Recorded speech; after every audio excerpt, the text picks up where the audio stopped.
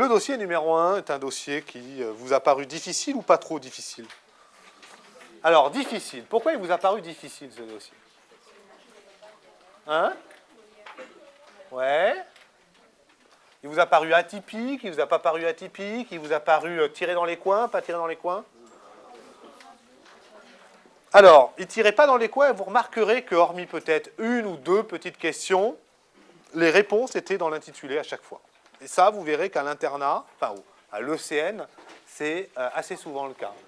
Lisez bien le texte et vous verrez que dans le texte, et ce sera le cas pour les 5 dossiers que j'ai fait exprès, pour les 5 dossiers que je vous ai présentés, il y a certaines questions que vous n'avez pas su répondre et pourtant la réponse, elle était sous votre nez.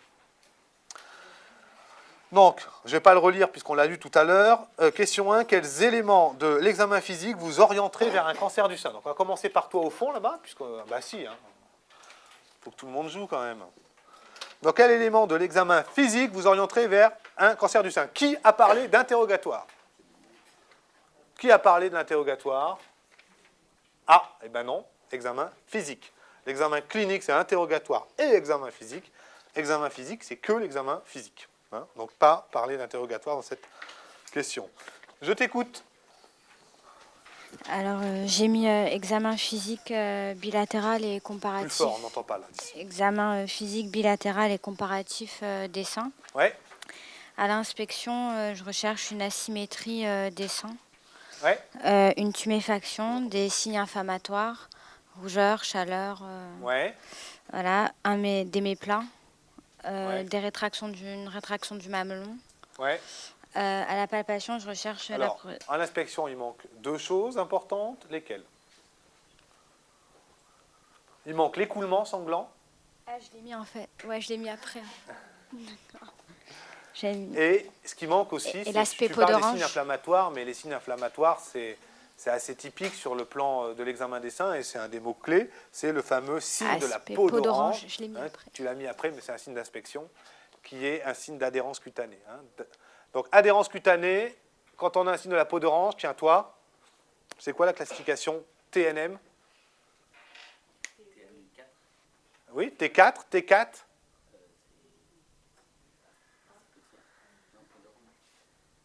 Petit a, là. Petit a, le muscle profond. Petit a, paroi. Petit b, la peau. Petit c, les deux. Petit d, inflammatoire. OK? Continue. À la palpation, je recherche la présence d'une masse ou d'un nodule. Une masse, un nodule. Le mot-clé, c'est le nodule. Ce nodule, il va avoir comme caractéristique d'être douloureux ou non. Et douloureux, adhérent. Non. Un cancer ne fait pas mal, s'il n'est pas inflammatoire. S'il est fixe ou adhérent au plan profond. Fixe ou adhérent au plan profond, c'est comment on recherche une tumeur adhérente au plan profond? C'est la manœuvre d'abduction contrariée de Tillot. Le nodule. Alors quand vous commencez comme ça à répondre à cette question, vous dire le nodule, on va préciser sa localisation, son nombre, et puis on va bien sûr préciser ses caractéristiques: dur, indolore, irrégulier, adhérent au plan profond, adhérent au plan superficiel. Et la localisation la plus fréquente, c'est du cancer du sein supéro-externe. Très très bien. Vas-y, continue. Après, je recherche des adénopathies axillaires. Adénopathie axillaire. Donc, bilatérale. Bilatérale. Très important. Examen bilatéral des aires ganglionnaires axillaires et sus-claviculaires. Et quand vous parlez sur une question comme ça, il faut préciser. Donc, quand vous avez la question adénopathie axillaire, vous devez bien sûr préciser le nombre, le caractère mobile ou fixé, et le caractère suspect ou envahi. Puisque dans le fameux N1B, ta voisine, après je vous lirai la grille, ta voisine répond à la question, T1, N1B, c'est quoi? Alors, c'est une tumeur qui est inférieure à 2 cm. Inférieure ou égale? Ou égale, pardon, à 2 cm. Et N1B? Ben, j'étais avec un ganglion axillaire unilatéral, mais je n'ai pas su pour le B. N1B, tu dis? Ganglion axillaire unilatéral, mais je n'ai pas su pour le B. Alors, c'est obligatoirement homolatéral à la tumeur, car des adénopathies axillaires contralatérales, ça s'appelle une métastase, hein, c'est plus N1, c'est M. Mais devant une adénopathie axillaire contralatérale, quelle est la première chose à rechercher? Un cancer du sein contralatéral. Donc N1, c'est adénopathie mobile. N2, c'est fixé. Et N1A, c'est considéré comme non envahi. N1B, c'est suspect, c'est-à-dire considéré comme envahi. Donc N1B, c'était adénopathie mobile, mais suspecte, considérée comme envahie. OK? Donc très rapidement la grille. À l'inspection, méplat, rétraction du mamelon, signe de la peau d'orange, recherche d'un écoulement sanglant. À la palpation du nodule, on recherche sa localisation, cadran supéro-externe, qui est la localisation la plus fréquente du cancer. Ses caractéristiques, dur, indolore, irrégulier. Une adhérence cutanée, une adhérence au plan profond par la manœuvre d'abduction contrariée de Tillot. L'examen bilatéral des creux axillaires dont on précisera la présence d'adénopathie mobile ou fixée et le caractère suspect ou non suspect, et bien sûr le nombre. Et puis l'examen des creux susclaviculaires, également à la recherche d'adénopathie. Et enfin, on terminera l'examen par la recherche de signes évocateurs de métastase, palpation hépatique, douleur osseuse. Et puis petit b, on vient de répondre. T1, c'est nodule inférieur ou égal à 20 mm. Et N1b, adénopathie axillaire homolatérale mobile N1, petit b, considéré comme envahi. Question numéro 2. Ton voisin, vous prescrivez une mammographie, rédigez votre prescription. Quel était, à ton avis, sur cette question-là, que j'ai posée au concours blanc l'année dernière, sur rédiger la demande d'une IRM pour une endométriose, quel était le truc à ne pas oublier? Que j'ai l'impression que vous avez oublié un certain nombre. Nouvelle question au programme, rédiger des examens complémentaires. Alors, les contre-indications, excellent. Ça, c'était bien évidemment... Alors, pour la mammographie, on n'a pas des contre-indications, mais pour l'IRM ou pour un scanner, etc., il ne faut vraiment pas les oublier. Donc, si on vous demande de faire une rédaction pour une IRM, n'oubliez pas le jour J de mettre recherche des contre-indications. C'est fondamental. Hein. Si vous ne le mettez pas, vous ne pouvez pas avoir les points. Hein. Donc, n'oubliez jamais, quand on demande un examen complémentaire, on doit toujours se poser la question, est-ce qu'on a le droit de le faire chez cette personne? Et surtout, l'autre élément fondamental que vous avez beaucoup oublié là, c'est, n'oubliez pas que nos radiologues ne sont pas des prestataires de services, c'est le contexte clinique. Quand on demande un examen, on ne dit pas « je veux une mammo », puis voilà. Tu n'as pas besoin de savoir pourquoi. Contexte clinique, patiente âgée 2, nodule suspect de cancer du sein, nanana. Ok, le contexte clinique, il faut orienter le radiologue. Ce n'est pas la même chose que de demander un examen pour une suspicion de cancer, pour une suspicion d'adénofibrome ou un examen comme ça de principe, ou dans le cadre d'un bilan d'extension. Oui? Sachant que la patiente va être amenée à lire et qu'on ne sait pas encore lui Alors, qu'elle est suspectée de cancer. ben c'est pour ça qu'on n'est pas du tout obligé de parler de cancer. On peut donner les éléments cliniques tels que tu les as, c'est-à-dire nodule, T1, N1B. Toi, voilà. Il faut bien sûr le faire avec... Alors, sur cette question-là, vous pouvez très bien répondre. La demande sera accompagnée d'un... Si jamais tu veux t'affranchir de ce problème-là, qui peut tout à fait se poser, hein, et dans la vraie vie, elle se pose, tu mets, la demande sera accompagnée d'un courrier cacheté au radiologue, que la patiente remettra, où là, tu peux expliquer ce que tu veux. Donc, toi, le jour J, vous n'avez jamais de problème de ce type-là. Vous avez toujours des solutions. C'est-à-dire que si jamais, le jour J, tu dis, putain, j'ai pas le droit de le mettre, parce que j'ai pas le droit de le dire à la patiente, etc., pas de problème. La demande sera accompagnée d'un pli cacheté, etc. OK, hein, n'hésitez pas. Ça, c'est pas du tout une bêtise de le mettre. Au contraire, hein, ça se fait tous les jours. En tout cas, il ne fallait surtout pas oublier le contexte clinique. Donc, je vous fais là, parce que sinon, on va pas faire les 5. Hein, donc, j'avance un peu. Oui. Juste pour les contre-indications, pas ici, mais donc on mettrait sur l'ordonnance. Bah, sur une mammographie, si tu veux, il n'y a jamais de contre-indication. Ah bah pour une IRM, oui. Pas de contre-indication, a priori. Pas d'allergie au gadolinium, pas de clip métallique. Oui, bien sûr qu'il faut le marquer. Bien sûr, c'est fondamental. Quand tu demandes un scanner injecté à l'iode, tu mets qu'il n'y a pas d'allergie à l'iode. C'est fondamental. Ou il n'y a pas d'insuffisance rénale. OK ? Donc, nom, prénom de la patiente, date de naissance comme d'habitude, date de la demande, nom du médecin prescripteur, numéro ADELI, etc., comme à chaque ordonnance. Mammographie. Alors, la mammographie, elle est bilatérale et elle est avec 3 incidences. Et ça, c'est la chose simple à se souvenir. On fait 2 incidences en dépistage, c'est-à-dire face et oblique externe. Pourquoi on fait oblique externe? Pour voir les 4 cadrans, mais on voit avec les faces plus profil. Non, ce n'est pas la raison pourquoi on fait une oblique externe. C'est pour voir le prolongement axillaire, qui est quasiment un 5e cadran, hein, le prolongement axillaire du sein. C'est pour ça qu'on fait face et oblique externe.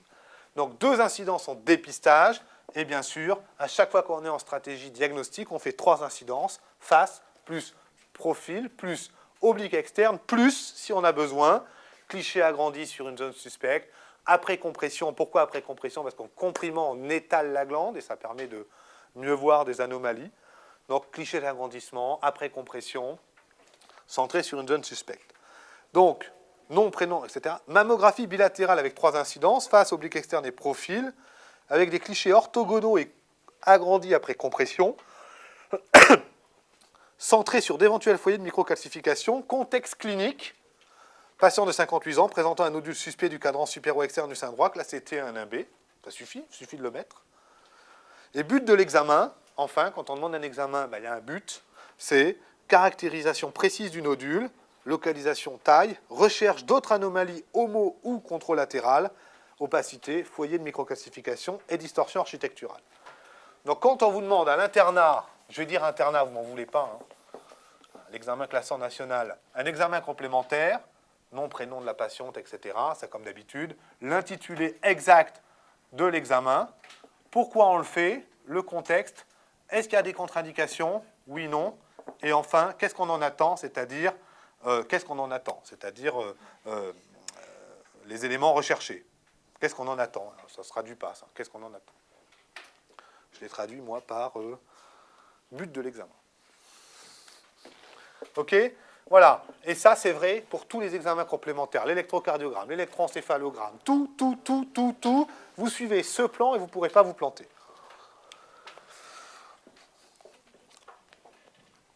Sur une mammographie, vous avez 3 grands types d'anomalies. Vous avez les opacités, vous avez les microcalcifications, ça vous connaissez, et puis vous avez les distorsions, et vraiment, on ne vous embêtera pas avec ça.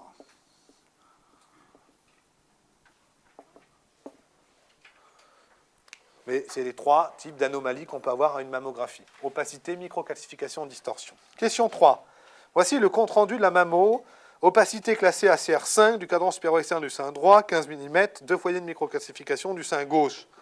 Le premier est situé dans le cadran inféro-interne du sein gauche classé ACR4, 17 x 12, et le second, ACR3, estimé à 10 mm. Quels sont les critères mammographiques de malignité d'une opacité? Vas-y. J'ai mis opacité hétérogène, Hétérogène, à limite flou, flou, mal limité, irrégulière. contour irrégulier, Ouais. et j'ai mis ça. Alors, J'ai pas mis bon, il y a quand même d'autres caractéristiques qu'il faut connaître sur les opacités mammographiques. Des petits mots-clés, c'est quoi? Oui, évolutif, très bien, si jamais on avait des clichés antérieurs de comparaison, très bien. Elles sont spiculées, c'est-à-dire ça ressemble à une étoile quand on les regarde, et elles sont rétractiles, c'est-à-dire qu'on voit que les tissus sains autour est attiré par la tumeur. Hein, donc c'est une opacité qui est dense, hétérogène. Alors hétérogène, mal régulier, ça c'est vrai pour tous les cancers, que ce soit le poumon, ce que tu veux. Pour la mammographie, c'est spiculé et rétractile. Je vous ai dit qu'il y avait les opacités. Qu'est-ce qu'on peut trouver avec l'opacité qui oriente encore plus vers un cancer? Des microcalcifications suspectes, c'est-à-dire poussiéreuses, classées ACR4 ou 5. Et puis enfin, la taille est plus petite que la taille palpée. Pourquoi? Parce qu'il y a de l'œdème autour.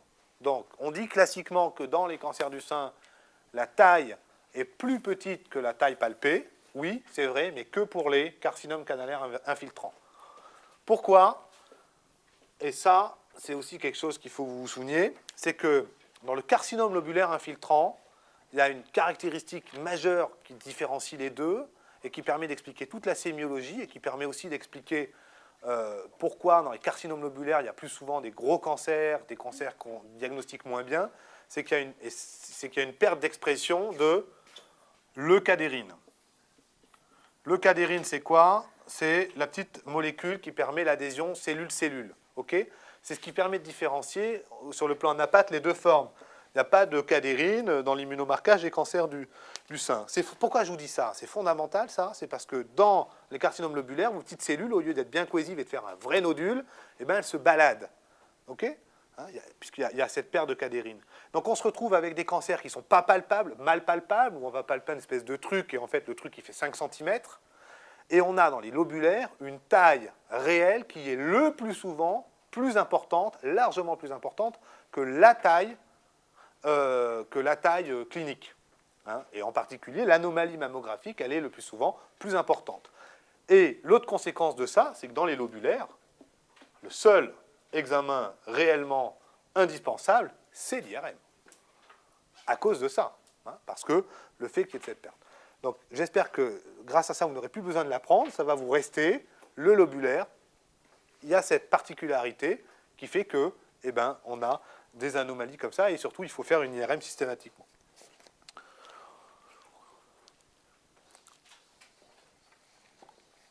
Question 4. Quel autre examen au singulier d'imagerie de première intention vous paraît indispensable?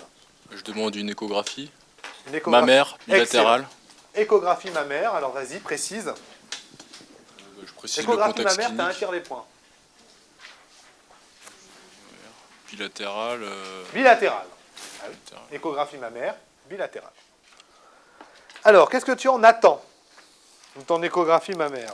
Ben, dans ce contexte clinique, on va retrouver des nodules hyperéchogènes avec. Alors, là, un petit conseil de rédaction. Tu demandes un examen bilatéral. Tu demandes une écho mammaire bilatérale. On te dit, qu'est-ce que vous en attendez? Eh bien, à droite, j'en attends ça, et à gauche, j'en attends ça. N'hésitez pas, vraiment, n'hésitez pas, quand vous avez à répondre à un dossier, à classer vos réponses. Ça vous paraît peut-être très scolaire de faire ça, mais c'est comme ça que vous allez gratter le plus de points, et surtout pas oublier des trucs qui vous paraissent importants. Parce que là, controlatéral à l'opacité, j'attends un mot-clé qui est très important. Et si jamais vous ne faites pas à droite, à gauche, ben vous allez le louper. Si vous faites à droite, à gauche, vous allez tellement essayer de marquer quelque chose à gauche que vous allez me le trouver. Okay, donc classez toujours vos réponses. Donc, au niveau du sein droit, c'est là où il y a l'opacité. Donc, qu'est-ce qu'on en attend de l'échographie? Ben, on va trouver une opacité. Non, ce n'est pas une opacité. Un nodule, hyperéchogène. Ouais, hyperéchogène. Enfin, Condom postérieur. Hypo ou hyperéchogène, ça dépend. Donc là, c'est caractéristique d'un nodule échographique malin. Donc vas-y. Avec les microcalcifications. Ah bah non, les microcalcifications, on les voit exceptionnellement en échographie. Ça ne va pas être l'élément clé. Tu peux le marquer, c'est pas une faute, ça ne va pas t'enlever de points, mais c'est pas ça que j'attends. Avec les ganglions, on va rechercher les ganglions. Ah bah non, pour l'instant, tu en es au nodule. D'accord. Un nodule cancéreux, quand tu dois le décrire, il faut toujours sortir les mêmes mots-clés. Il est régulier ou irrégulier? Irrégulier. Irrégulier. Homogène ou hétérogène? Hétérogène. Et hétérogène. Donc un nodule, échogène, hétérogène, irrégulier. Et on est en échographie, il y a ou pas un renforcement? Alors, là, c'est le truc typique, ça, si vous essayez de vous en souvenir, vous n'y arriverez pas, vous vous planterez systématiquement. Donc le seul moyen de s'en souvenir, c'est de comprendre pourquoi il y a ou il n'y a pas. C'est très simple. Vous avez votre nodule. Vous avez vos ultrasons qui passent comme ça. Les ultrasons adorent la flotte. Quand il y a de la flotte, ils se renforcent. Donc, imaginons qu'il y a de l'eau à l'intérieur. Ils se renforcent. Et comme ils se renforcent, eh ben derrière, qu'est-ce que vous allez avoir? Les ultrasons, ils se renforcent. Donc derrière, ça va être hyper échogène. Par définition, ça se renforce. Donc là, ça va être tout blanc. Tout blanc. Il y a un renforcement postérieur des échos. Parce que ça passe dans un truc qui fait que les ultrasons, ils s'amplifient. D'accord? Ils se potentialisent. Donc quand il y a de l'eau, il y a un renforcement postérieur des échos. OK? Si maintenant vous prenez une tumeur à l'intérieur, il n'y a sûrement pas de l'eau, il y a plein de cellules tumorales, c'est extrêmement dense, plein de cancers, vos US, eh ben, ils vont s'arrêter, ils vont être complètement absorbés par les ultrasons. les ultrasons vont être complètement absorbés par la tumeur. Et comme ça va être complètement absorbé, eh ben, l'ultrason ne va pas pouvoir passer. Donc l'ultrason ne va pas pouvoir dire ce qu'il y a derrière. Donc derrière, il y a un vide acoustique. On ne voit pas ce qui se passe.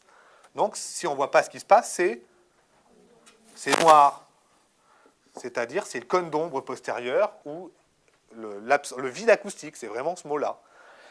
Je ne sais pas si vous avez déjà fait des échographies fétales. Vous voyez, quand on tombe sur l'os, derrière, c'est typique. On ne voit rien, c'est noir. Hein, et c'est très joli à voir. Quand on fait une écho et qu'on a des côtes, derrière, vous avez le poumon qui est strié comme un zèbre. Parce que dès qu'il y a la côte, derrière, c'est noir. Donc, à partir de maintenant, vous n'aurez plus à apprendre s'il y a ou il n'y a pas le renforcement. Il suffit de comprendre. Quand c'est solide, vide acoustique. Quand c'est de l'eau, bénin, renforcement. Donc là, en l'occurrence, il y avait une atténuation majeure des US, c'est-à-dire un vide acoustique, c'est-à-dire un cône d'ombre postérieur. Le cône d'ombre, c'est le vide acoustique. Donc ça, c'est à droite. Et puis l'autre caractéristique qu'il faut connaître d'un cancer, d'un nodule cancéreux en échographie, c'est le grand axe. Au lieu d'être bien horizontal, comme un adénofibrome, il est vertical. OK? Donc, un nodule en écho, il est irrégulier, échogène ou hypoéchogène, hétérogène, sans renforcement postérieur, à grand axe vertical. OK? Au niveau du sein gauche, l'échographie, qu'est-ce qu'elle peut être au niveau du sein gauche? Normale, bien sûr. Elle peut être normale, l'échographie au niveau du sein gauche. Ou bien on peut rechercher un ou plusieurs nodules. D'accord, hein, au niveau des microcalcifications, si elles ont une traduction sous forme de nodules. Alors, l'intérêt il est majeur, parce que l'écho va te montrer des choses que ne voit pas la mammographie. Donc tu peux très bien avoir un cancer en mammographie à droite, rien à gauche en mammographie, et voir un nodule hypoéchogène machin en échographie avec le cancer. Hein. Donc c'est vraiment dans la stratégie diagnostique d'un nodule classé ACR 4 et plus, la mammo est indispensable. Quand vous avez une anomalie ACR 4 et bien sûr 5 en mammo, vous devez toujours avoir une écho. C'est-à-dire que la stratégie diagnostique d'un cancer du sein ne se conçoit qu'avec deux examens, l'écho et la mammo, et on verra les indications du troisième examen majeur qui est l'IRM. OK? Donc, systématiquement. Chez les patients jeunes, elle est systématique dans les anomalies classées ACR3. D'accord? Par contre, une mammographie classée ACR1 ou 2, il n'y a pas besoin de faire d'échographie, hein, sauf si tu sens quelque chose. 35 à 40 ans. Oui. Ah, ben, il n'est pas forcément, parce qu'il n'y a jamais forcément en médecine, mais en 99% des cancers, il est vertical. Ben, la glande est faite de telle sorte que quand il y a une lésion bénigne, un adénofibrome, quelque chose de bénin, c'est-à-dire qui n'entraîne pas d'altération des tissus sains environnants, eh ben, votre tumeur va se développer selon l'axe normal du sein, c'est-à-dire selon le plan cutané. C'est comme ça que c'est disposé. Et quand il y a un cancer, le cancer, il s'en fout de l'architecture initiale du sein. Et donc le cancer, lui, il va avoir tendance à pousser dans tous les sens, mais en poussant dans tous les sens, il va attirer avec lui les tissus sains environnants, qui fait que de facto, il va se retrouver à verticaliser son grand axe.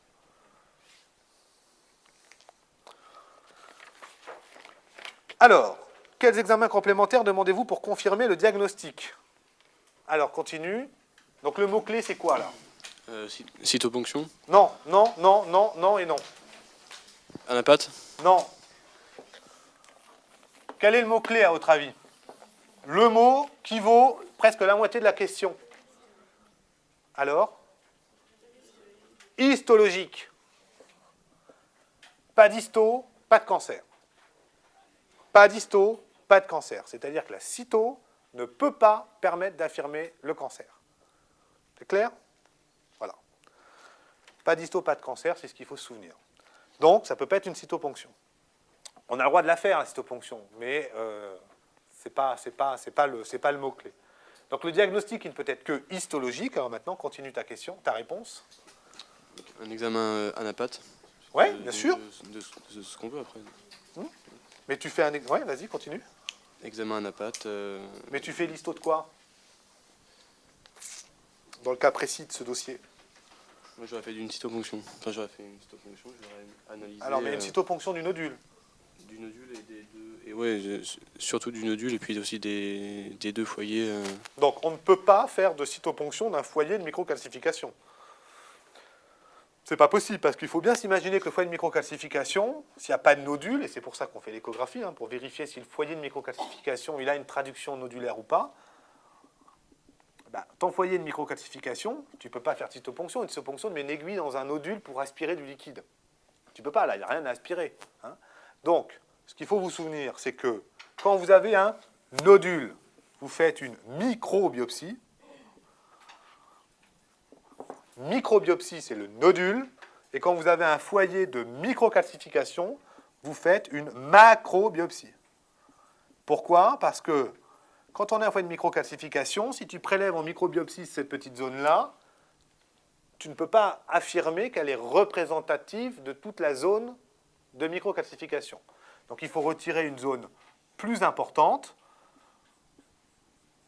pour essayer d'augmenter la représentativité. On ne va pas rentrer dans les détails, ce qu'il faut vous souvenir, c'est que nodule égale microbiopsie, microcal égale macrobiopsie. On oublie la cytoponction, elle a des faux positifs, la cytoponction. On peut vous répondre cancer en cytoponction, puis en fait, il n'y a pas de cancer, 3 à 4%, et elle a plein de faux négatifs, ce qui n'est absolument pas acceptable. On oublie la cytoponction du sein. Donc, ce qu'il faut se souvenir, c'est le diagnostic, il est histologique. Au niveau du sein droit, il y a un nodule, on fera une microbiopsie, éco-guidée, puisque avec examen histologique. Et au niveau du sein gauche, on fera une double macrobiopsie de chacun des deux foyers de microcalcification.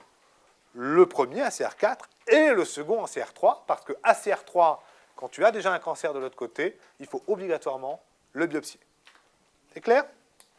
Donc, macrobiopsie des deux foyers.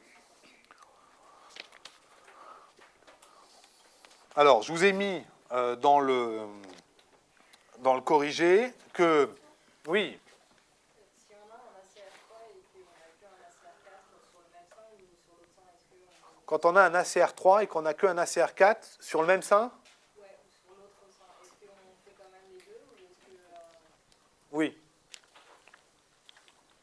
Pour faire relire, oui. Pour faire simple, oui. Quand vous avez un cancer du sein, vous devez vous acharner à trouver le deuxième, dans le même sein ou dans l'autre sein. Voilà, ça doit être une obsession. Donc la réponse est oui à cette question. Donc à droite, on a le canard. C'est un carcinome canalaire invasif. Il mesure, combien il mesure 15. Et à gauche, on a une hyperplasie épithéliale atypique et un carcinome intracanalaire, dans chacun des foyers. Alors, quelle est la classification ACR de cette IRM? Donc, à toi. Et bien, pourquoi c'est pas toi qui réponds? Mais si, tu sais. Combien tu as de classification ACR possible? Non. Non. Alors, il y en a 7. ACR 0, 1, 2, 3, 4, 5, 6. ACR 0, on ne sait pas. C'est comme l'ascus, on ne sait pas. Donc quand on vous dit la mammographie, elle est ACR 0, ou l'IRM, elle est ACR 0, c'est on ne sait pas. On n'est pas capable de conclure. L'examen n'est pas contributif. 1, 2, c'est bénin. 5, c'est surmalin. 4, c'est très probablement malin. 3, c'est on ne sait pas et on contrôle à 4 à 6 mois. C'est très probablement bénin, mais on contrôle parce qu'on a un doute. 6, c'est on est sûr que c'est malin. On a une preuve histo. Typiquement, cette patiente, elle a un nodule, on lui fait la microbiopsie, on nous dit qu'il y a un cancer, on fait une IRM derrière pour aller rechercher s'il y a un cancer de l'autre côté, elle est ACR6. Donc une mammographie ACR6, une échographie ACR6, parce que ACR, c'est vrai pour tout, mammo, écho, IRM. Et une IRM ACR6, et on a déjà la preuve qu'il y a un cancer. Il y a un cancer, on fait une mammo. Une IRM, pardon. D'accord? Pourquoi on l'a fait là? Parce qu'on veut absolument s'assurer. Vas-y. Vas-y, tu voulais poser une question? Ah bah ACR, oui, la classification ACR, il faut savoir que, comme les ascus, ça fait partie du programme, bien sûr. ACR, ça fait partie du programme. On ne vous demande pas de savoir distinguer sur une mammographie une ACR, on vous demande juste de savoir que ACR0 existe, que 1, 2, 3, 4, 5 existe et que 6 existe, bien sûr. Ah bah ça oui, hein, ça fait partie, mais c'est facile. Hein. ACR6, c'est on est sûr qu'il y a un cancer. ACR0, on ne sait pas. Et 1, 2, 3, 4, 5, ça bien sûr, ça fait partie du programme. 1, 2, 3, 4, 5, vous êtes d'accord que c'est à savoir. On doit savoir ce que c'est qu'ACR5. ACR4 aussi, ACR1, ACR2 aussi, ACR0, ACR6 aussi. Oui, bien sûr que c'est à savoir. Je vais vous les donner, c'est pareil, ce n'est pas des trucs à apprendre par cœur parce que c'est de la logique, donc vous allez vous en souvenir une fois que je les aurai donnés. Bah, c'est toute lésion où il y a un doute sur une lésion, plusieurs lésions dans le sein ou une lésion très étendue. Ça veut dire plusieurs, alors bien sûr ce sont les lésions bifocales ou suspectes de bifocalité, c'est-à-dire tu suspectes qu'il y a 2 cancers dans le même sein ou dans les 2 seins.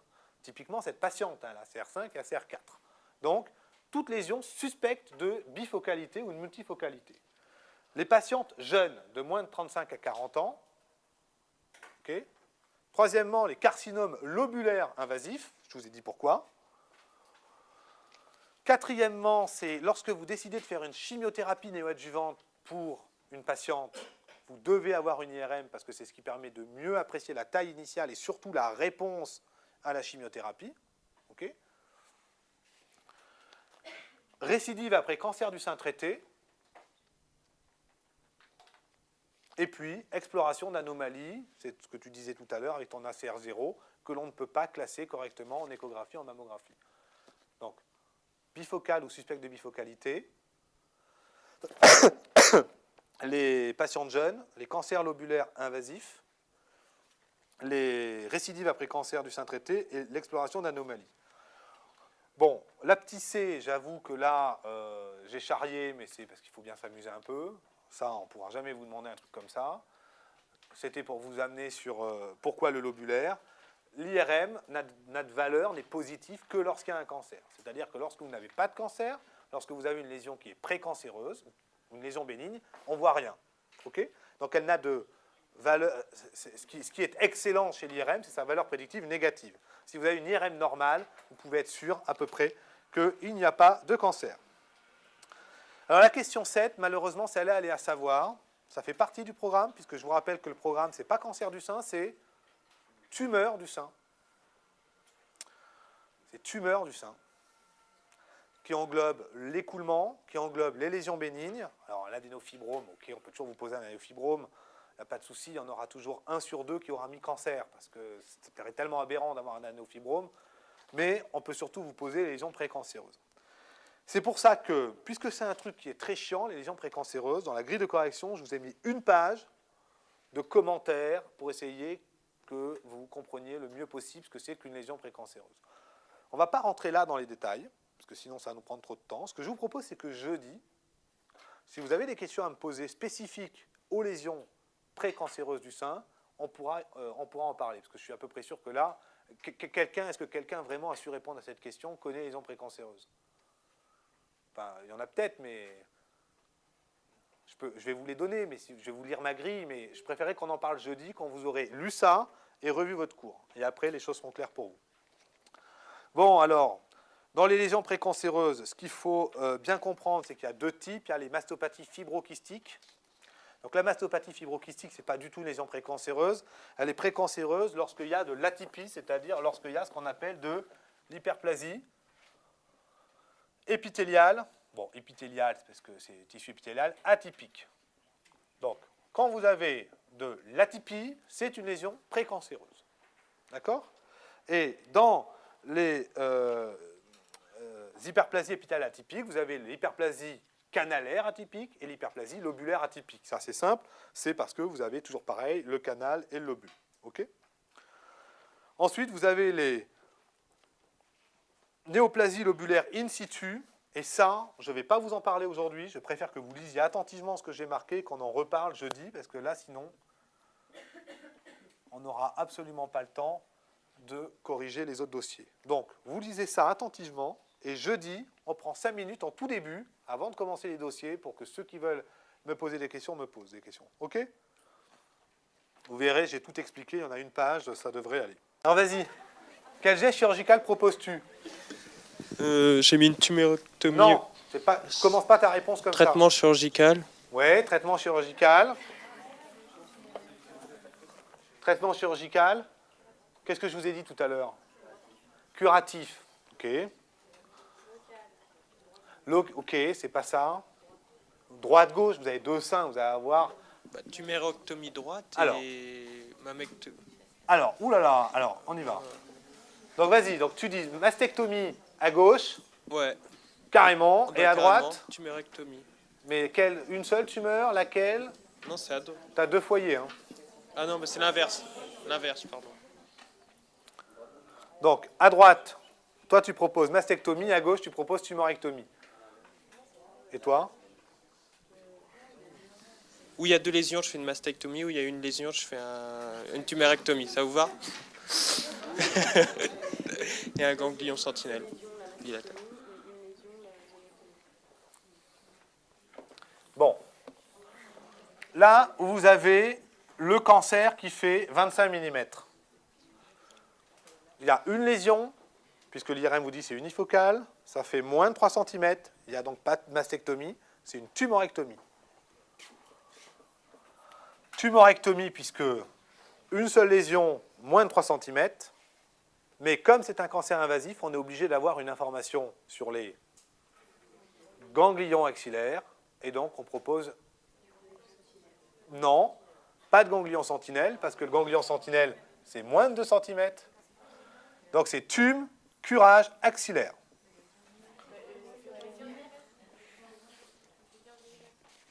Ah, attendez. Elle fait 15 mm.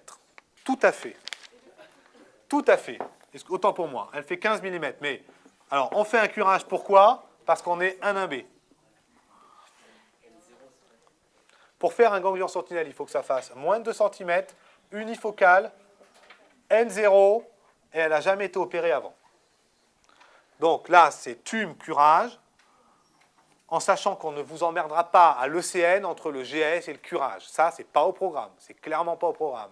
Ce qu'il faut marquer, c'est chirurgie de la tumeur, tumorectomie, plus prélèvement ganglionnaire, curage axillaire. On ne vous emmerdera pas sur mastectomie ou tumorectomie, et on ne vous emmerdera pas sur ganglion sentinelle et curage axillaire. Ça, c'est clairement pas au programme. Par contre, ce qu'il ne faut surtout pas oublier, parce que ça, c'est bam, c'est d'oublier d'enlever les ganglions. D'accord?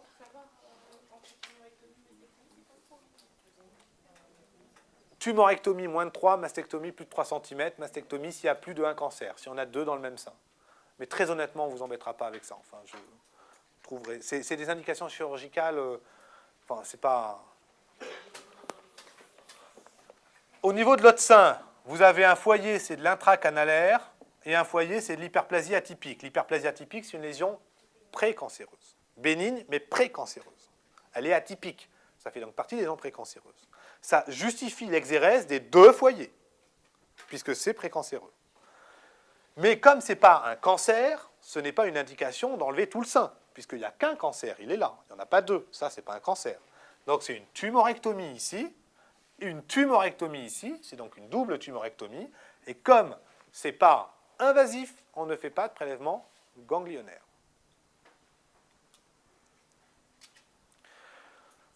Donc là, c'est tout mélangé. Je vous mets un algorithme très simple pour que, une bonne fois pour toutes, les choses soient claires pour vous. Et après, on arrête de parler de ça. Zonectomie, c'est pareil que tumorectomie. Oui.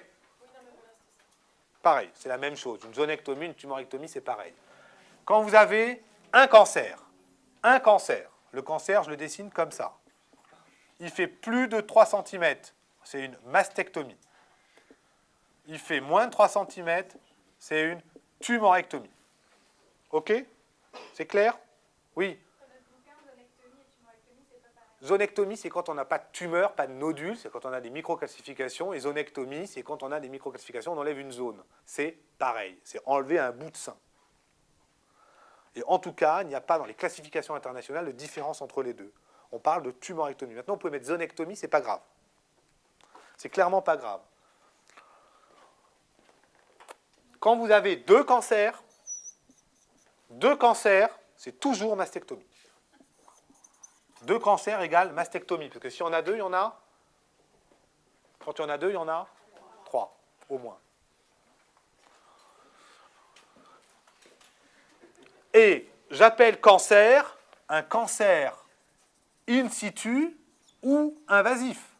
Un cancer in situ, c'est un cancer, point. OK? C'est un cancer. Vous avez le cancer, vous avez la lésion précancéreuse, vous avez la lésion bénigne. Et dans le cancer, vous avez le cancer invasif et le cancer in situ. Un cancer, c'est un cancer. Donc, si on vous dit invasif et intracanalaire ici, c'est un cancer, on enlève tout. OK? Maintenant, quand vous avez une lésion bénigne, une lésion bénigne, eh bien, si c'est un adénofibrome, vous l'enlevez s'il gêne la patiente, etc. OK? Si vous avez une lésion précancéreuse, par exemple une hyperplasie atypique, vous l'enlevez toujours. Mais vous n'enlevez jamais le sein pour une hyperplasie atypique, même s'il y a de l'hyperplasie atypique partout. C'est une indication de surveillance. Et c'est après question de spécialistes, on peut proposer chez les patientes atréoriques, etc., une mastectomie prophylactique, mais ce n'est pas au programme. Donc ça, c'est pour que vous vous souveniez. Concernant le prélèvement ganglionnaire, le mot-clé, c'est prélèvement ganglionnaire, curage ou ganglion sentinelle. Voici les indications de ganglion sentinelle. Et ce n'est pas la peine de... est-ce que c'est clair, là, hein? Voilà, c'est ça qu'il faut se souvenir.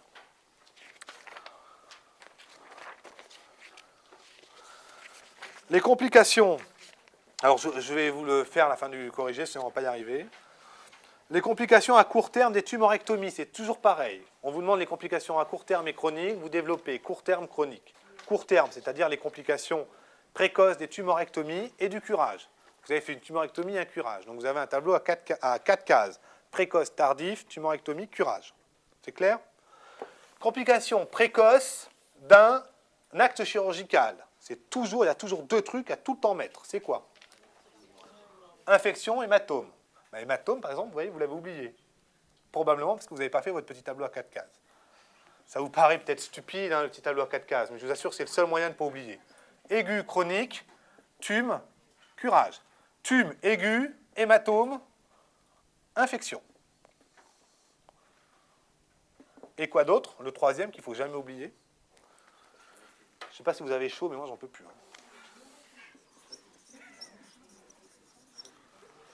Complications en chirurgie, la douleur. Ça vous paraît con de chez con, ça.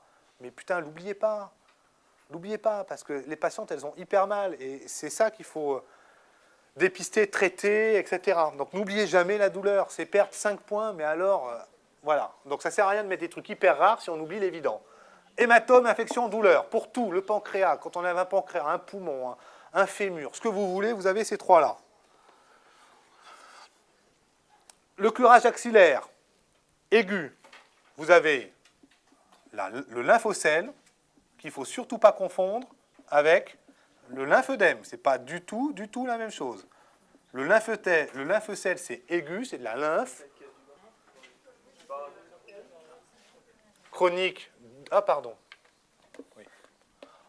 Très bien, merci. Lymphocèle, c'est aigu du curage, c'est de la lymphe qui s'accumule. Donc ça fait comme de la flotte, il faut ponctionner avec la seringue pour évacuer la lymphe. On le fait 1 fois, 2 fois, 3 fois, parfois 4 fois. Le lymphœdème, ce n'est pas du tout la même chose, c'est le gros bras, parce que le drainage lymphatique est gêné, il ne se fait plus, et donc vous avez le gros bras, c'est-à-dire l'accumulation de lymphe dans le bras. C'est 2 choses qui n'ont rien à voir. Lymphocèle, lymphœdème, ça n'a rien à voir. Oui, lymphocèle, comme c'est de la flotte sous le bras, tu prends une aiguille et tu ponctionnes, tu peux le faire 1 fois, 2 fois, 3 fois. Le lymphœdème, ça, c'est beaucoup plus ennuyeux, puisque c'est le gros bras, c'est chronique, et là, le traitement, c'est la rééducation, les drainages lymphatiques, etc. Les 3 complications du curage, c'est les douleurs chroniques et les difficultés à mobiliser le bras. Voilà. Les patientes, elles ont le lymphœdème, elles ont mal, elles ont du mal à bouger leurs bras. Les complications à distance des tumorectomies, qu'est-ce que vous auriez mis dans cette case? Parce qu'il faut toujours remplir les cases. Ah ben, récidive, oui. Enfin, c'est pas une complication de la chirurgie, ça. Hein, mais pourquoi pas, c'est pas faute, c'est pas une faute. Ben, très bien, c'est qui a dit inesthétique? C'est toi? Eh ben voilà, bien sûr. C'est une complication. Bien sûr, c'est une complication. Ça fait partie des complications quand c'est pas... Quand il y a... Ah ben, je rigole ou quoi? Je peux t'en montrer plein des photos. Des fois, on voit même pas la cicatrice. On dit, mais elle est où la cicatrice? Non, non, ça cicatrise très très bien le sein. Donc c'est rarement une esthétique, mais ça peut. Enfin, il faut prévenir les malades. Parce que vous comprenez bien que tout ça, c'est parce qu'avant d'opérer quelqu'un, on la prévient des complications éventuelles. Et puis, aucune dans l'immense majorité des cas. Voilà. Aucune dans l'immense majorité des cas. Les tumorectomies, il n'y a quasiment jamais de complications chroniques. Bon, pourquoi ça c'est important? Parce que dans la nouvelle mode des questions, c'est expliquer à la patiente, informer la patiente, qu'est-ce que vous dites à la patiente avant l'opération, etc. Et c'est typiquement le genre de question qui peut tomber. Bon, la question numéro 9. La question numéro 9, on va faire très simple. Vous souvenez-vous, je vous ai donné tout à l'heure les indications de chimio. Je vous ai donné les indications de radiothérapie. Je vous ai donné les indications d'hormonothérapie. Je vous ai donné les indications d'herceptine. La question 9, c'est cette question. C'est-à-dire quels éléments vous allez rechercher dans le compte-rendu qui vous font poser l'indication. Donc je vous le fais rapide. Concernant... Donc vous avez la taille de la composante invasive. Ça, c'est l'indication de chimio. Taille de la composante invasive, plus ou moins de 2 cm. OK ? Deuxièmement, vous avez le grade SBR, indication de chimio. 3.